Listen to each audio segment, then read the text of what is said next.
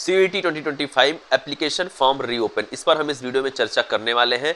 काफ़ी स्टूडेंट छूट गए हैं जो अपना अभी तक फॉर्म नहीं फिलअप किए हैं। बहुत बड़ी जानकारी आपके साथ मैं साझा करूंगा, उसके साथ ही मैं पूरा कंप्लीट सॉल्यूशन आपको देने का प्रयास करूंगा इस वीडियो में, जो हम कर सकते हैं यदि आप फॉर्म नहीं फिलअप कर पाए हैं।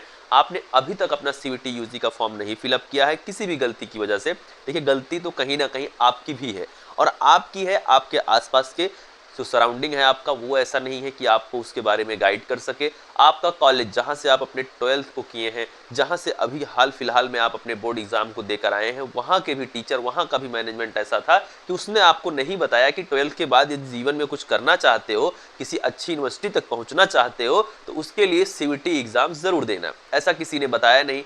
आप कहेंगे सर ये सारी बातें तो कोई भी बोल देता है, आप उसका सोल्यूशन दीजिए। तो ठीक है, इस वीडियो में मैं आपको कंप्लीट सोल्यूशन देने वाला हूं। सबसे पहले तो आप चैनल को सब्सक्राइब करके जुड़ जाइए, क्योंकि ये चैनल आपको सीईटी यूजी के एप्लीकेशन फॉर्म को फिल करने से लेकर आपको किसी भी कॉलेज या किसी भी यूनिवर्सिटी जो जिसमें आप एडमिशन लेना चाहते हैं, किसी का मतलब यह है कि आपकी ड्रीम यूनिवर्सिटी और ड्रीम कॉलेज तक पहुंचाने में ये चैनल आपकी हेल्प करेगा। स्टूडेंट, जो समस्या यह है कि आप अपना एप्लीकेशन फॉर्म नहीं फिल कर पाए हैं, और आप ही नहीं, लगभग लाखों छात्र नहीं फिल कर पाए हैं। हाँ, वो इस चैनल पर नहीं पहुंच पाए हैं, अभी तक इस वीडियो तक नहीं पहुंच पाए हैं, लेकिन आप उन्हें पहुंचा सकते हैं इस वीडियो को ज़्यादा से ज़्यादा शेयर करके। वीडियो को लाइक ज़रूर करें, जिससे ये वीडियो ज़्यादा से ज़्यादा स्टूडेंट तक रिकमेंड हो। वो स्टूडेंट जो फॉर्म नहीं फिल कर पाए हैं, उन तक यह वीडियो पहुंचे और वो भी अपना फॉर्म फिलअप कर पाएँ। इस वीडियो के माध्यम से हमारा यही प्रयास होगा कि आप सभी को बताया जाए कि कैसे आप अपने इस फॉर्म फिलअप की जर्नी को फिर से स्टार्ट कर सकते हैं, करवा सकते हैं एनटीए से। चलिए स्टार्ट करते हैं। सबसे पहले तो सबसे बड़ी प्रॉब्लम है वो ये है कि हमारा सराउंडिंग है, वहाँ पर लेक्चर बेचने से लेकर बाकी उनको लेक्चर बेचना है, अपना सब्सक्रिप्शन, अपनी व्यूअरशिप, अपना सब कुछ रखना है, लेकिन स्टूडेंट के लिए खड़े नहीं होना है। मुझे पता है बहुत बड़े बड़े लोग हैं जो कि लगातार सीईटी का बिजनेस कर रहे हैं, लेकिन उन्हें स्टूडेंट से कोई लेना देना नहीं है। स्टूडेंट ने फॉर्म फिलअप किया नहीं किया, स्टूडेंट के साथ क्या हो रहा है 12th के बाद, वो इतना तो नहीं जागरूक है कि वो फॉर्म को फिलअप कर पाए, वो सब कुछ समझ पाए, वो हर चीज़ को समझ पाए कि आखिर एलिजिबिलिटी क्या होती है, आखिर यूनिवर्सिटी में काउंसलिंग प्रोसेस क्या होता है, वो सब कुछ नहीं समझ सकता है। और उसके पेरेंट्स जो भी थे, उन्होंने ऐसी कोई भी चीज़, ऐसी आज तक सीईटी जैसा जो एग्ज़ाम है, वो आज के 5 साल के पहले वाले जो लोग हैं वो भी नहीं जानते हैं। मैक्सिमम लोग जो हमारे आसपास है, यहाँ तक कि साइबर कैफे वाला भी जहाँ पे हम लोग फॉर्म फिलअप कराते हैं, वहाँ पर भी उसे भी जानकारी नहीं है। कई बार ऐसा होता है हमारे शहर में, हमारे आसपास में, हम कई बार जाके बताते हैं साइबर कैफे पे कि वो नहीं जानते थे। अब तो थोड़ा सा इजी हुआ है सीईटी यूजी का एप्लीकेशन फॉर्म, लेकिन पहले और टफ था, अभी भी इजी नहीं है। क्यों? क्योंकि सब्जेक्ट सिलेक्शन करना इजी नहीं है कि कौन सी यूनिवर्सिटी कौन से सब्जेक्ट को मांग रही है, अपने कोर्स के लिए एलिजिबल कर रही है। ये सारी चीज़ें बहुत टफ हो जाती हैं, और इसके लिए हमारे आपके माँ बाप भी नहीं जानते हैं आखिर सीईटी क्या बला आ गई है भैया, कि इसमें यदि हम अच्छे सब्जेक्ट का चयन नहीं करते हैं तो हम तो उस यूनिवर्सिटी के लिए एलिजिबल ही नहीं है जिसमें मुझे एडमिशन चाहिए। पहले क्या होता था, पहले के ज़माने में ये होता था कि सब लोग क्या होता था कि किसी भी यूनिवर्सिटी का फॉर्म फिलअप कर देते थे। बीएचयू में आपको किसी भी कोर्स का एडमिशन चाहिए, किसी कोर्स में आप उस पर्टिकुलर कोर्स का फॉर्म फिलअप कर देते थे, आपका एडमिशन हो जाता था। इससे आपको स्ट्रेस नहीं रहता था, आपको ऑलरेडी पता रहता, हाँ बीएचयू में मैंने बीएससी का एजी का फॉर्म फिलअप किया है, मुझे उसी में एडमिशन चाहिए। अब दिक्कत ये आ गई है कि आपके पास एग्ज़ाम एक ही है और इसी एक से सब में जाना है। पहले सही चीज़ ये थी कि आपको बीएचयू में जाना है तो उसके लिए आपने अलग फॉर्म फिलअप किया, इलाहाबाद यूनिवर्सिटी का अलग फॉर्म फिलअप किया, डीयू का अलग फॉर्म फिलअप किया। जहां आपका जो सेट हो गया वहां आप पहुंच गए। अगर एक आध फॉर्म गड़बड़ भी हो जाता था, एक आध का काउंसलिंग प्रोसेस इधर उधर भी हो जाता था, तो कल्याण हो जाता था। लेकिन यहाँ समस्या ये है कि सीईटी नहीं भरा, मतलब इन सभी यूनिवर्सिटी के एडमिशन प्रोसेस से आप बाहर हो गए, और जो लोग नहीं भर पाए हैं अभी तक, वो तो समझिए अभी बाहर ही हैं।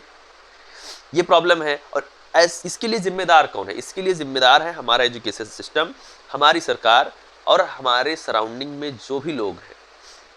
कैसे, वो मैं बताना चाहता हूँ आपको। हमारे सराउंडिंग में सबसे पहले आप कहेंगे सर ऐसे कैसे कौन जिम्मेदार हो गया?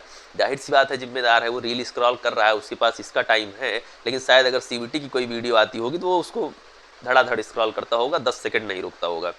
उसे इस चीज़ से नहीं फर्क पड़ता है कि आखिर इंडिया के एजुकेशन सिस्टम में प्रेजेंट टाइम में जो अपडेट हुआ है, जो सीईटी एग्जाम आया है, वो क्या है, क्या बला है, कैसे है, क्या हो रहा है। उसे सीईटी के बारे में कुछ नहीं पता है। गांव में एक आध आदमी अगर सीईटी के बारे में जान जाता है तो इतनी बड़ी बड़ी बात बताएगा, इतनी बड़ी उसने सीईटी क्रैक किया। अरे भैया, अब तो सीईटी सबको क्रैक करना है, 10 नंबर लाया तब भी क्रैक हुआ है, तब भी वो किसी न किसी कॉलेज में पहुंच जाएगा, बस सीईटी दिया हुआ होना चाहिए।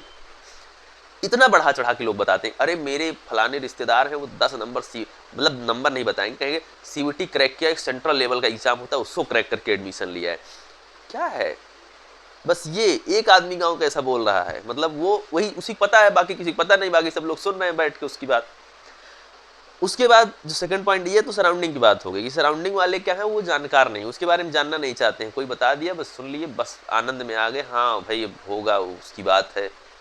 सेकंड चीज़ है हमारा एजुकेशन सिस्टम, हमारे कॉलेज के अध्यापक और एजुकेशन सिस्टम की हर कड़ी, मैं किसी एक को ब्लेम नहीं कर रहा हूँ, एजुकेशन सिस्टम की जो हर कड़ी है वो कैसे जिम्मेदार है। वो इसलिए जिम्मेदार है क्योंकि यदि आपके कॉलेज से कोई बच्चा 12th कर रहा है, आपके स्कूल से कोई बच्चा 12th कर रहा है, आप उसको थोड़ी सी तो जागरूकता दीजिए कि आखिर आपका आफ्टर 12, ठीक है बच्चा बहुत उद्दंड होता है 12th क्लास में भी आपको समझ ना रहा हो, आपकी बातों को नज़रअंदाज करता हो, आपको हर जगह ऐसा फील करवाता हो कि आप उसके टीचर नहीं हैं। ठीक है, ये जनरेशन है, जनरेशन अपडेट हुई है और ये अब कुछ भी मानने को तैयार नहीं है, ये हमें भी पता है, ये सबको पता है कि आज की जो जनरेशन है, प्रेजेंट जनरेशन जो है, जो एक 10th 11 12th का बच्चा है, उसमें से 1% बच्चे ऐसे होंगे जो टीचर को टीचर मानते हैं। तो ये एक अपडेट आया है, ये जनरेशन में भी अपडेट आया है, जैसे मोबाइल में आ गया 2G से हम लोग यहाँ पे 5G तक पहुँच गए हैं, वैसे ही बच्चों में भी अपडेट आया है, लोगों में भी अपडेट आया कि कोई अब किसी को कुछ मानने को तैयार नहीं, सबको सत्य चाहिए और सबको विथ प्रूफ चाहिए चीज़ें। तो ये अपडेट आया, तो टीचर को इस एटीट्यूड में अगर उसे पता है या फिर कॉलेज में किसी भी मैनेजमेंट को पता है और उनको जानकारी है, तो उनको इस लेवल पे जागरूकता देनी चाहिए कि बच्चा एक अच्छे कॉलेज, एक अच्छी यूनिवर्सिटी में हमारा पहुंच पाए, उसे आप गाइड करिए। और इसके लिए यदि मान लीजिए टीचर भी पिछड़ा हुआ है, कॉलेज भी उस तरह का नहीं है, कॉलेज को भी नॉलेज नहीं है, ऐसा तो हो नहीं सकता कि कॉलेज को नॉलेज नहीं है, कॉलेज को नॉलेज होता ही होता है, इसके बारे में इतना भी बहुत बड़ा हुआ नहीं है सीयूटी। लेकिन क्या है कि इसके लिए गवर्नमेंट को भी, अब मैं आता हूँ सबसे ऊपर वाली कड़ी जो सबसे ज़्यादा जिम्मेदार है, वो ये है कि वो हर चीज़ का प्रचार करती है, छोटी से छोटी योजना का प्रचार करेगी, इतना करोड़ फलाने योजना में लग गया, 1000 करोड़ इसमें लग गया, 10,000 करोड़ इसमें लग गया, ये आया किसान सम्मान निधि, ये आया राशन कार्ड पैसा, ये आया राशन पैसा, मतलब भैया बहुत कुछ। लेकिन सब कुछ सही है, हर चीज़ सही है, लेकिन क्या इस जो एजुकेशन सिस्टम हमारा जो है, जिसके वजह से बच्चों को इन सब चीज़ों की ज़रूरत ना होके और उन्हें ज़रूरत है एक मजबूत, एक पिलर की ज़रूरत है, जिसकी वजह से जिस पे वो रह के वो अपनी छत तैयार कर सके और ऊपर आके आगे बढ़ सके, और इन सब जो छोटी छोटी चीज़ें हैं इनसे दूर हट के वो कुछ और अच्छा कर सके। शायद आपको इतने 1000 करोड़ खर्च करने की ज़रूरत ना पड़े यदि इंडिया में हर साल जितनी भी सेंट्रल यूनिवर्सिटी, जितनी भी अच्छी स्टेट यूनिवर्सिटी हैं या जितने भी अच्छे कॉलेज हैं, उनकी सीटें फुल हो पाएँ, उनमें एडमिशन प्रॉपर तरीके से और प्रतिभावान बच्चे पहुंच पाएँ, डोनेशन वाले नहीं, प्रतिभावान बच्चे वहां तक पहुंच पाएँ, तो शायद आपको इन सब चीज़ों की ज़रूरत नहीं है। और इसके लिए आपको 1000 करोड़ की ज़रूरत नहीं है, 10-20 करोड़ रुपए की मैक्सिमम ज़रूरत है एक एडवर्टाइजमेंट। हर जगह एडवर्टाइजमेंट आप कीजिए, जब तक फॉर्म फिलअप हो रहा है तब तक कम से कम 10-15 दिन हर जगह यदि मुझे लगता है एडवर्टाइज होगी चीज़ें, चाहे वो न्यूज़ चैनल हो या कहीं पर भी हो, ये चीज़ें यदि एडवर्टाइज होती हैं तो ये समस्या नहीं आएगी जो आज इतने बच्चे बच गए। ये तो रहे वो कुछ कारण जिसकी वजह से बच्चों को पता नहीं चल पाया, और स्वयं बच्चा भी जिम्मेदार है। बच्चे को भी हर सोशल मीडिया प्लेटफॉर्म पर रहना है, लेकिन खुद के लिए उसे अपडेट नहीं रहना है। वो कहेगा सर पता नहीं चल पाया, अरे कैसे नहीं पता चल पाया, सब कुछ तो तुमको पता चल जाता है, इंडिया में इस समय क्या ट्रेंड चल रहा है, कौन सी रील पे सबसे ज़्यादा वीडियो बन रही, सब कुछ तो पता है तुमको, बस ये नहीं पता है कि सीयूटी यूजी का एप्लीकेशन फॉर्म ऑनलाइन हो रहा है। तो रिस्पॉन्सिबल इसमें सब है। इसका हल क्या है? हल क्या है, आखिर ये सही कैसे होगा, ये सही कैसे होगा, कैसे फॉर्म फिलअप हो पाएगा? फॉर्म फिलअप ऐसे हो पाएगा कि फॉर्म फिलअप करने के लिए आप सभी लोग एक काम कर सकते हैं। सबसे पहले तो इस वीडियो को मैं कह रहा हूँ आप ज़्यादा से ज़्यादा लाइक करेंगे, ज़्यादा से ज़्यादा शेयर करेंगे, थोड़ा सा बात ऊपर तक आएगी, क्योंकि बहुत बड़े लोग आपके साथ नहीं खड़े हैं, ये मैं अभी से बता दे रहा हूँ। आपके साथ हमारी तरह के ही लोग खड़े होंगे, हमारी तरह के ही चैनल खड़े होंगे। तो आपको समझने वाली बात ये है कि जो सबसे लास्ट पॉइंट आता है वो ये आता है कि इसका हल क्या है। वीडियो के लिए तो मैंने बता दिया आपको, इसका हल अब ये है कि आप सभी लोग डिस्क्रिप्शन में दिए गए टेलीग्राम ग्रुप को ज्वाइन करिए। मेल एनटीए को किया जा रहा है, एनटीए को मेल आप भी कर दीजिए। एक एनटीए की मेल मैं डिस्क्रिप्शन में दिए गए टेलीग्राम ग्रुप में सेंड कर दूंगा, आप उन्हें मेल करिए अपनी प्रॉब्लम को। अपनी प्रॉब्लम आप उन्हें मेल करिए कि मैं फॉर्म नहीं फिलअप कर पाया हूँ, या किसी भी तरह से आप उसको विथ रीज़न लिखिए, जो भी रीज़न हो सोचिए, लिखिए, टाइम दीजिए। मेल में डिस्क्रिप्शन में दिए गए टेलीग्राम ग्रुप में सेंड कर दे रहा हूँ।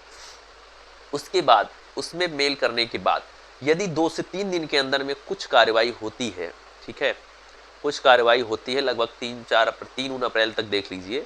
यदि 2-4 दिन में कुछ होता है तो ठीक है, नहीं तो फिर ट्रेंड चलाया जाएगा ट्विटर पे, जिसे अब एक्स बोलते हैं। तो एक्स पे किसी ट्रेंड को चलाया जाएगा जो कि सीबीटी यूजी के एप्लीकेशन फॉर्म के रीओपन होने के लिए ही होगा। ये चीज़ हम लोग कर सकते हैं। इसके लिए आप चैनल को तुरंत सब्सक्राइब करके जुड़ जाइए, डिस्क्रिप्शन में दिया हुआ टेलीग्राम ग्रुप ज्वाइन कर लीजिए। वहाँ पर आपको जानकारी दी जाएगी कि किस तरीके से आप रीओपन की जो भी जर्नी है, जो ये प्रॉब्लम आई है एप्लीकेशन फॉर्म रीओपन होने की, जो भी दिक्कत आ रही है, इसमें आप कैसे पार्टिसिपेट कर सकते हैं और एप्लीकेशन फॉर्म को खुलवाने के लिए आप भी थोड़ा सा योगदान दे सकते हैं। और इसमें कोई बुराई नहीं है, क्योंकि बहुत ज़्यादा छात्र हैं और ये आप अपने हक की बात कर रहे हैं। इसमें ऐसा था नहीं कोई बहुत गलत काम करने जा रहे हैं, नहीं। एक आपको पोस्ट करना है, एनटीए को टैग करना है। कोई हम लोग बाहर तो धरना देने जा नहीं सकते हैं या जा नहीं रहे हैं, लेकिन सोशल मीडिया के माध्यम से यदि आप अपनी बात को रखेंगे, पहले तो आप मेल करिए, मेल करने वाला कार्यक्रम कर लीजिए, 2-3 दिन उसको देख लिया जाए। यदि उसके बाद चीज़ें कुछ न्यूज़ निकल के आता है तो ठीक है, नहीं आएगा तो फिर एक्सपर्ट ट्रेंड वगैरह के लिए बातचीत आपके साथ में करूँगा। तो आप लोग तुरंत चैनल को सब्सक्राइब करके जुड़ जाइए। नेक्स्ट वीडियो भी आपके लिए इंपॉर्टेंट है, क्योंकि उस वीडियो में मैं आपको बताऊंगा कि और क्या चीज़ आप कर सकते हैं, किस तरह से अपनी आवाज़ को बुलंद कर सकते हैं और अपने एप्लीकेशन फॉर्म को फिलअप करके अपने 1 वर्ष को बचा सकते हैं। देखिए, चीज़ें हो सकता है आपको थोड़ी सी बुरी भी लगी हो, उसके लिए मैं क्षमा प्रार्थी हूँ, लेकिन जो सत्य है वो सत्य है कि गलती सबकी है, और गलती सबसे ज़्यादा एनटीए की, गलती सबसे ज़्यादा गवर्नमेंट की। ये चीज़ मैं डंके की चोट पर कहता हूँ। जुड़ जाइए, चैनल को सब्सक्राइब करके मुझे फॉलो करिए इंस्टाग्राम पर, लिंक मिल जाएगा डिस्क्रिप्शन में। Thank you, love you all, नमस्कार।